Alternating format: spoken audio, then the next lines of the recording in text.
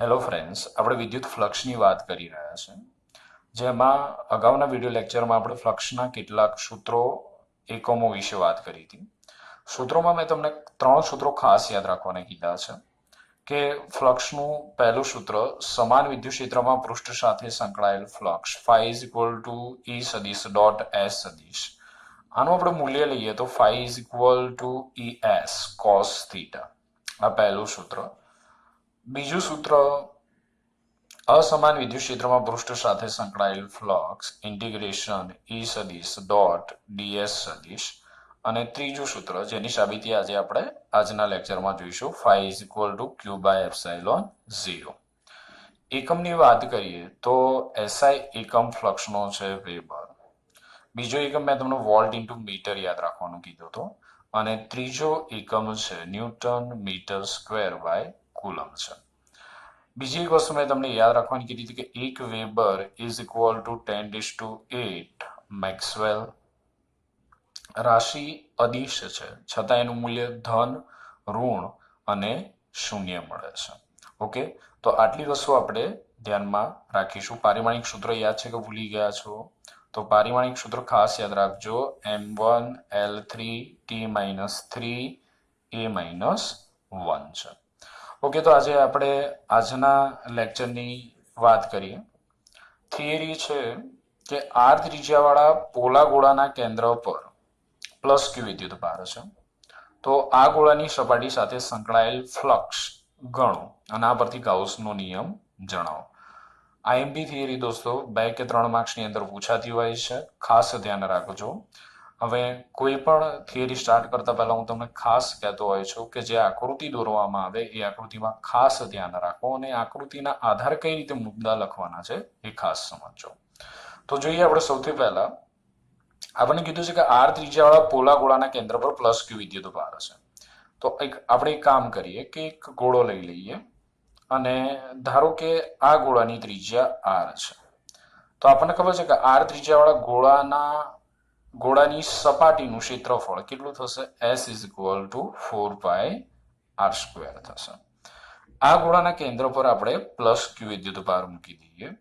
તો હવે આપણે જોઈ શકીએ છીએ કે પ્લસ ક્યુ વિદ્યુત ભાર વડે ઉદ્ભવતું વિદ્યુત ક્ષેત્ર કેવું હોય? તો પ્લસ ક્યુ વિદ્યુત ભાર વડે ઉદ્ભવતું વિદ્યુત ક્ષેત્ર ત્રિજ્યાવર્તી બહારની દિશામાં હોય છે. આપણે વિદ્યુત ક્ષેત્ર રેખાઓની લાક્ષણિકતામાં જોયું કે પ્લસ ક્યુ વિદ્યુત ભાર હોય તો પ્લસ ક્યુ વિદ્યુત ભાર વડે ઉદ્ભવતું વિદ્યુત ક્ષેત્ર એ ત્રિજ્યાવર્તી બહારની દિશામાં હોય છે. હું આમાંથી અમુક જ અહીંયા વિદ્યુત ક્ષેત્રની ક્ષેત્ર રેખાઓ દર્શાવું છું.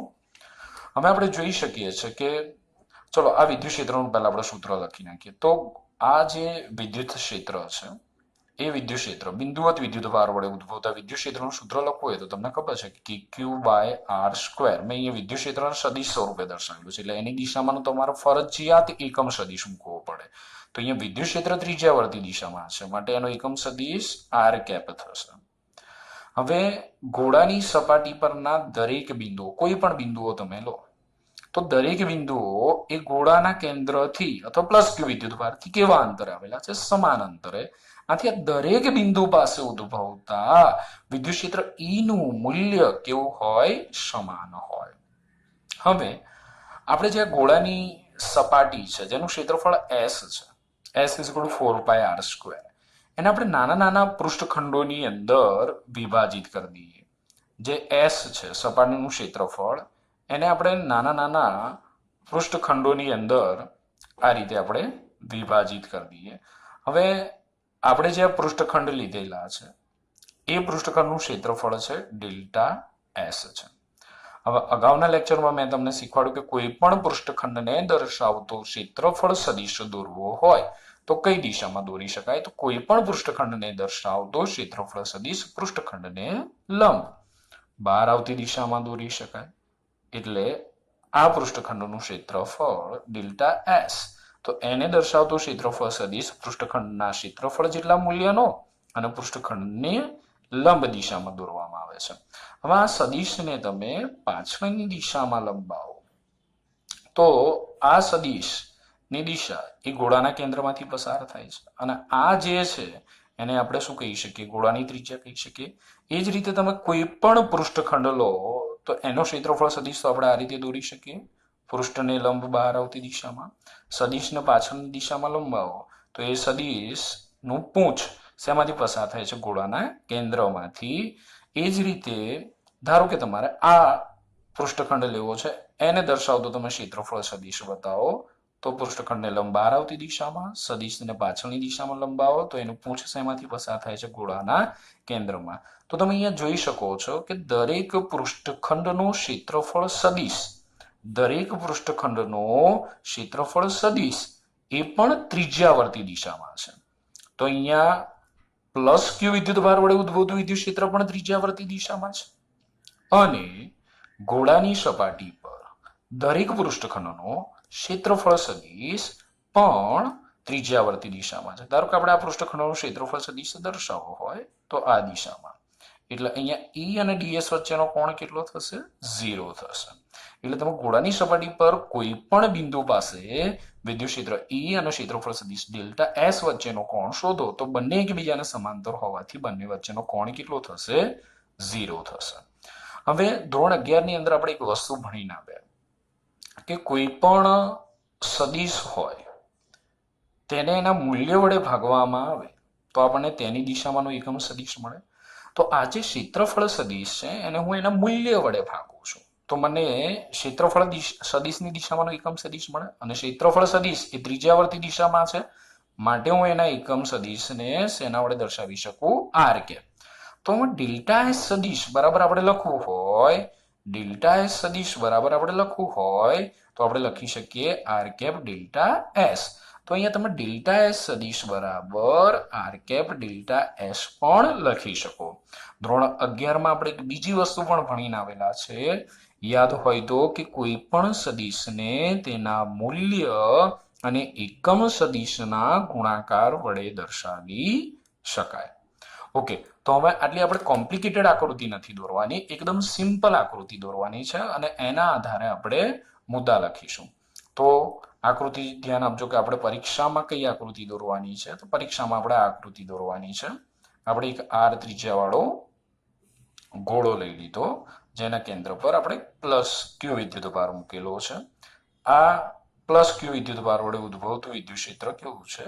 ત્રિજ્યાવર્તી છે, જેને આપણે આ રીતે દર્શાવી દઈએ છે ઈ ઈ ઈ. હવે આ જે ગોળાની સપાટી છે જેનું ક્ષેત્રફળ s = 4πr² છે અને આપણે નાના નાના પૃષ્ઠખંડોમાં વિભાજિત કરીએ. બધા પૃષ્ઠખંડો નથી બતાવવાના, તમારે કોઈ એક પૃષ્ઠખંડ બતાવવાનો છે. આ એક ધારો કે આપણે પૃષ્ઠખંડ બતાવીએ જેનું ક્ષેત્રફળ કેટલું છે? ડેલ્ટા એસ છે. ઓકે, આ રીતે સહેજ દોરું એટલે સારું લાગે છે.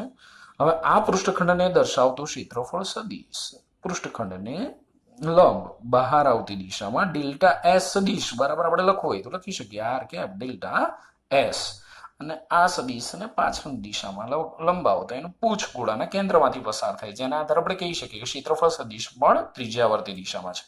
કોઈને થાય કે સાહેબ અહીંયા વિદ્યુત ક્ષેત્ર બતાવવું હોય તો કઈ દિશામાં હોય? ભાઈ આ દિશામાં હોય ને, ત્રિજ્યાવર્તી દિશામાં, એટલે આ જ દિશામાં થશે. અહીંયા આ રીતે ધારો કે અહીંયા કોઈ તમે ક્ષેત્રફળ સદિશ લો, આ રીતે એક જ બતાવવાનો છે, વધારે બતાવવાનો નથી, તો પછી એની પણ દિશા આ જ થશે. ઓકે, આટલી આપણે આકૃતિ દોરીશું. ચલો, આકૃતિમાં ખ્યાલ આવી ગયો હોય તો આપણે મુદ્દાઓ કઈ રીતે લખવાના છે એ આપણે જોઈએ. તો સૌથી પહેલો મુદ્દો આપણે લખીશું આકૃતિમાં દર્શાવ્યા મુજબ આદમો આર ત્રિજ્યાવાળા ગોળાના કેન્દ્ર પર, આર ત્રિજ્યાવાળા ગોળાના કેન્દ્ર પર પ્લસ ક્યુ વિદ્યુતભાર મૂકેલ છે. બીજો મુદ્દો, પ્લસ ક્યુ વિદ્યુતભાર વડે ઉદ્ભવતું વિદ્યુત ક્ષેત્ર કેવું છે? ત્રિજ્યાવર્તી છે. ત્રીજો મુદ્દો, ગોળાની સપાટી પરના સપાટી પરના દરેક બિંદુ ગોળાના કેન્દ્રથી સમાન અંતરે આવેલા હોવાથી કે પ્લસ ક્યુ વિદ્યુતભારથી સમાન અંતરે આવેલા હોવાથી દરેક બિંદુ પાસે વિદ્યુત ક્ષેત્ર E નું મૂલ્ય સમાન હશે અથવા સમાન થશે. ચોથો મુદ્દો, ગોળાની સપાટી પર દરેક પૃષ્ઠખંડનું ક્ષેત્રફળ સદિશ ડેલ્ટા એસ સદિશ પણ ત્રિજ્યાવર્તી દિશામાં છે.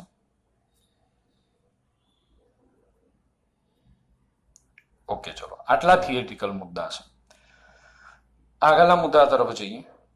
ડેલ્ટા એસ ક્ષેત્રફળ વાળા અથવા આપણે કહી શકીએ કે પૃષ્ઠખંડ અથવા ક્ષેત્રફળ ખંડ પણ કહેવાય. ડેલ્ટા એસ માંથી પસાર થતું ફ્લક્સ, અથવા આવું પણ કહી શકીએ કે પૃષ્ઠખંડ ડેલ્ટા એસ સાથે સંકળાયેલો ફ્લક્સ. તો પૃષ્ઠખંડ સાથે સંકળાયેલ ફ્લક્સ ને આપણે ડેલ્ટા ફાઈ વડે દર્શાવીએ. ઇઝ ઇક્વલ ટુ, તો ડેલ્ટા એસ, આ ડેલ્ટા એસ ક્ષેત્રફળ વાળા પૃષ્ઠખંડ સાથે સંકળાયેલ ફ્લક્સ આપણે લખવું હોય તો કઈ રીતે લખી શકીએ? સદિશ ઈ ડોટ ડેલ્ટા એસ સદિશ.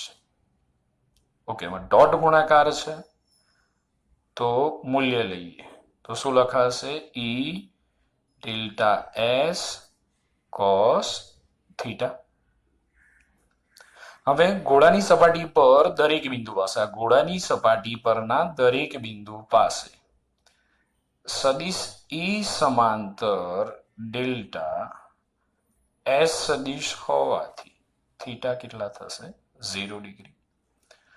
થીટા 0 ડિગ્રી કિંમત મૂકીએ ચલો સૂત્રમાં, તો delta phi is equal to E delta S cos 0. Cos 0 કેટલા? 1. તો delta phi is equal to E delta S because of cos 0 is equal to 1 છે, આ 0 છે. ઓકે, હવે આ તો એક જ પૃષ્ઠખંડ સાથે સંકળાયેલ ફ્લક્સ થયું અથવા એક જ પૃષ્ઠખંડમાંથી પસાર થતું ફ્લક્સ થયું. પરંતુ ગોળામાંથી પસાર થતું કુલ ફ્લક્સ આપણને કેવી રીતે મળે? તો ગોળામાંથી પસાર થતું કુલ ફ્લક્સ શોધવું હોય તો આ દરેક પૃષ્ઠખંડ સાથે સંકળાયેલ ફ્લક્સનો શું કરવો પડે? સરવાળો. તો ગોળામાંથી પસાર થતું કુલ ફ્લક્સ, ગોળામાંથી પસાર થતું કુલ ફ્લક્સ દરેક ક્ષેત્રફળ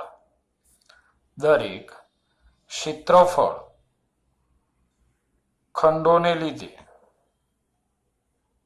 મળતા ફ્લક્સના સરવાળા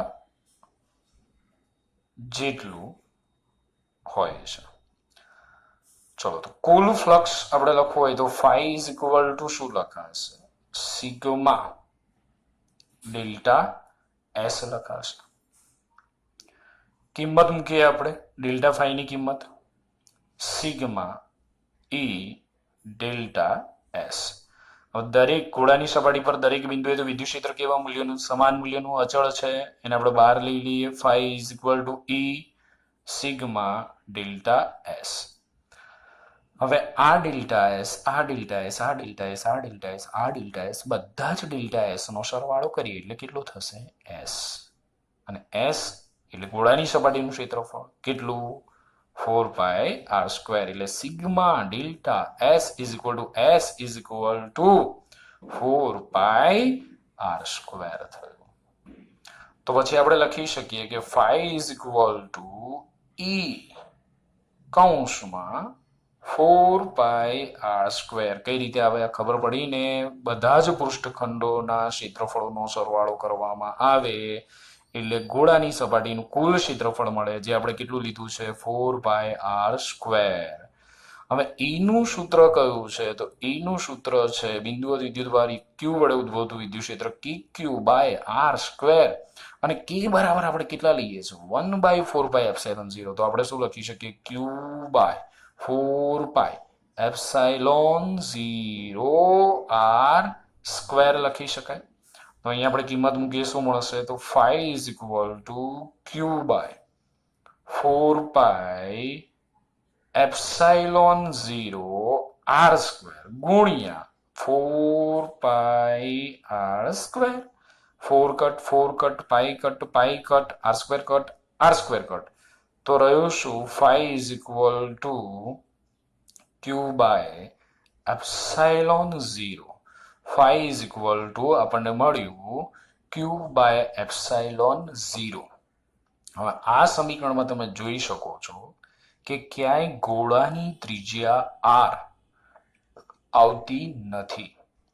આથી આ સમીકરણના આધારે આપણે કહી શકીએ કે ફ્લક્સ એ ગોળાની ત્રિજ્યા પર phi એ r પર આધારિત નથી. phi એ r પર આધારિત નથી. અને આ જે સમીકરણ છે તે ગમે તે આકારના બંધ પૃષ્ઠ માટે સાચું છે. તમે કોઈ પણ બંધ સપાટી લો અને એ બંધ સપાટી વડે ઘેરાતો વિદ્યુત ભાર Q હોય તો એવી બંધ સપાટીમાંથી પસાર થતું કે બંધ સપાટી સાથે સંકળાયેલ ફ્લક્સ આપણને phi is equal to Q by ε0 મળે. તો આ જે સમીકરણ છે એ સમીકરણને આપણે કહીએ છીએ ગાઉસનો નિયમ. તો ગાઉસનો નિયમ અથવા એને ગૌસના નિયમ તરીકે પણ ઓળખવામાં આવે છે. તો વિધાન શું છે ગાઉસના નિયમનું અથવા ગૌસના નિયમનું વિધાન શું છે એ ખાસ ધ્યાન રાખજો. તો કોઈ પણ બંધ પૃષ્ઠમાંથી પસાર થતો કુલ ફ્લક્સ અથવા કોઈ પણ બંધ પૃષ્ઠ સાથે સંકળાયેલ કુલ ફ્લક્સ તે બંધ પૃષ્ઠ વડે ઘેરાતા વિદ્યુત ભાર Q અને શૂન્ય અવકાશની પરમિટિવિટી એપ્સાઇલોન 0 ના ગુણોત્તર જેટલું હોય છે. એને એકદમ ટૂંકમાં લખવું હોય તો કોઈ પણ બંધ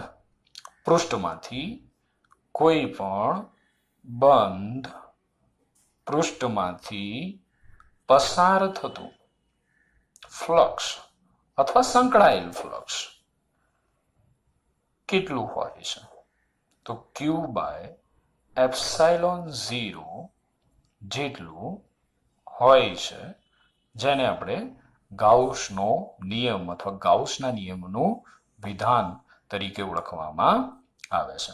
તો આખી આ કમ્પ્લીટ થિયરી તમારી થઈ ગઈ છે. ધ્યાન આપજો દોસ્તો. હવે એક બુકમાં સહેજ તમને એક બે સ્ટેપ અલગ પ્રકારના આપેલા છે. એ કેટલાક વિદ્યાર્થીઓ બુકમાં જુઓ તો એમને થાય કે સાહેબ આમાં આ રીતે આપેલું છે અને તમે આ રીતે ચર્ચા કરી, તો શું ફેરફાર છે સમજો. હવે આ જ સૂત્રમાં આપણે માઇનોર ફેરફાર કરી શકીએ અથવા તમે આ રીતે પણ આ થિયરી લખી શકો. શું ચેન્જ થાય એ હું તમને કહું. તો delta phi is equal to E સદિશ ડોટ ડેલ્ટા એસ સદિશ છે. હવે ઈ સદિશ એટલે આ રહ્યા, તો ઈ સદિશ એટલે QQ by R square into R cap થશે. અને ડેલ્ટા એસ સદિશ એટલે આ રહ્યા, આર કેપ ડેલ્ટા એસ થશે. તો હવે R cap dot R cap કેટલા થાય? તો R cap dot R cap 1 થાય. તો રહ્યું શું આપણી જોડે? તો QQ by R square into delta S. Delta phi is equal to, હવે આ મુદ્દો લખો કે ગોળામાંથી પસાર થતો કુલ ફ્લક્સ દરેક ક્ષેત્રફળ ખંડોને લીધે મળતા અથવા પૃષ્ઠખંડોને લીધે મળતા ફ્લક્સના સરવાળા. ક્ષેત્રફળ અથવા પૃષ્ઠ ગમે તે શબ્દનો ઉપયોગ કરી શકો. તો total flux phi is equal to sigma delta phi is equal to sigma, કિંમત મૂકી દો ચલો, K Q by R square delta S. K Q by R square ને બહાર લઈ લો તો 5 is equal to K Q by R square sigma delta S. તો 5 કે ની જગ્યાએ આપણે શું લખી શકીએ? ઓકે, મેં અહીંયા કેપિટલ ક્યુ કરી નાખ્યો છે, ધ્યાન રાખજો, સ્મોલ ક્યુ કે કેપિટલ ક્યુ. તો કે ની જગ્યાએ આપણે 1/4 પાઈ એપ્સિલોન 0, તો Q by 4 pi epsilon 0 R square ગુણ્યા 4 pi R square cut 4 pi cut. તો 5 ઇઝ ઇક્વલ ટુ તમને મળી ગયું ક્યુ બાય એપ્સિલોન 0. ખાલી સ્મોલ ક્યુ ની જગ્યાએ કેપિટલ ક્યુ થઈ ગયો છે, ખાસ ધ્યાન આપજો. તમે આ રીતે પણ સાબિતી આપી શકો, જે રીતે તમારે સાબિતી આપવી હોય, તમને સારી લાગે એ રીતે તમે સાબિતી આપી શકો છો. તો ગાઉસનો નિયમ ફરી એકવાર ધ્યાન રાખજો. કોઈ પણ બંધ પૃષ્ઠમાંથી પસાર થતું કુલ ફ્લક્સ તે પૃષ્ઠ વડે ઘેરાતા વિદ્યુતભાર Q અને શૂન્ય અવકાશની પરમિટિવિટી એપ્સિલોન 0 ના ગુણોત્તર જેટલું હોય છે. તો હું તમને એક પ્રશ્ન પૂછું છું લેક્ચરના અંતમાં, એનો જવાબ તમે મને કોમેન્ટ કરી શકો છો. Q બાય એપ્સિલોન 0 નો એકમ શું થાય? ઓકે, આખી થિયરી જોઈ લો. આકૃતિ યાદ દોરવાની છે, આ ઉપરવાળી કોમ્પ્લિકેટેડ નહીં, પાછી બંને ના દોરી નાખતા, એક જ આકૃતિ દોરવાની છે. ઓકે.